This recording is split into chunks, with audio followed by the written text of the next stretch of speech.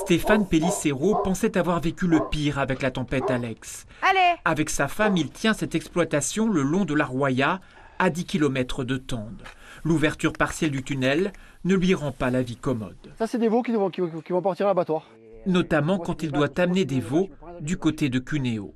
À 1h30 de route, on va dire, avec le feu. Donc je dois passer le matin entre 6h15 ou 7h moins le quart. Et il faut que j'attende 18h le soir pour revenir, quoi. Autre possibilité pour lui, contourner le tunnel par la route. Temps de parcours aller-retour, plus de 8 heures.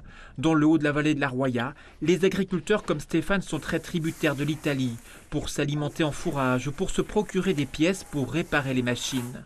Pour sa compagne qui fabrique des fromages, il y a un certain agacement face à la lenteur des travaux concernant le tunnel.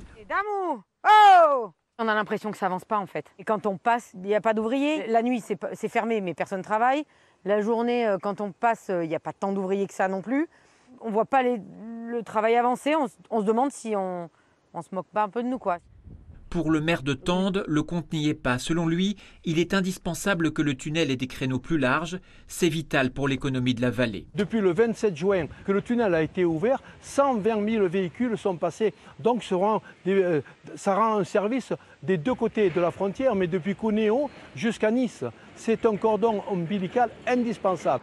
Durant les fêtes de Noël, le tunnel sera ouvert toute la journée.